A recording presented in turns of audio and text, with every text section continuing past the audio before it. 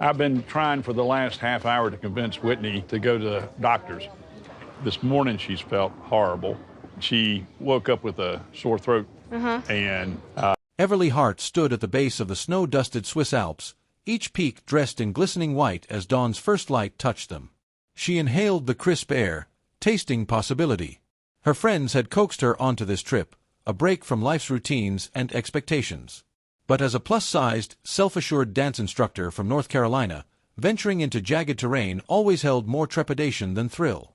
This was supposed to be her great adventure, not her undoing. Wrapped in layers of bright thermal gear, Everly stepped onto the cable car, her heart thrumming with exhilaration. Her friends, buzzing with excitement, groomed their skis and snapped pictures. Everly smiled. Had she really done this? The ascent unfolded slowly, offering views that stole her breath more than the altitude could.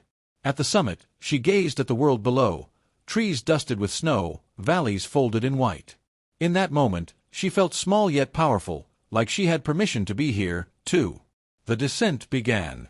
Everly's skis trembled with uncertainty. She slipped once. Then again. Her friends cheered from below, but Everly felt panic building. Each wobble reminded her of all the times she'd been told she couldn't. Her breathing worked harder now, chest tight. I need a break, she told them, voice cracking. They supported her gently, offering sidelong routes and encouragement. But she felt trapped between proving herself and safety, both internal and external. Then, calamity. The cable car system shuddered and halted mid-ride. Lights flickered in the enclosed cabin. Phones had no signal. The hours stretched and the mountain's grandeur turned ominous. Panic prickled again in her chest. They were stranded. A rescue might come.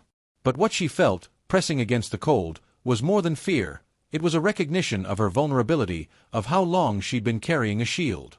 Night cloaked the peaks. The group huddled in the cabin, breath clouding in the chill. Everly's courage cracked. She lay back, eyes closed, and tears fell. Tears for every time she'd had to be strong, because society couldn't see her softness. Here, she didn't have to armor up. Here, she could simply be. In the hush, someone knocked on the door. Rescuers came. Warm blankets, hot cocoa, small kindnesses that bypassed her shame. In safety, she thought, strength isn't armor. Vulnerability can be brave. When they finally descended by another route, walking, hearts lighter, Everly found herself smiling at reality's perspective. The mountain hadn't broken her. It revealed parts of her she never let surface. Fear, yes, but also softness, resilience, and belonging. Under the lodge's glow, she laughed. Genuine, open, untethered. By the fire that night, Everly journaled. Her words flowed. I survived the Alps not by force, but by letting go. I let myself feel endangered, tired, unfit. And it didn't break me, it remade me. I belong here, even when I'm scared. Her friends gathered round, cups in hand.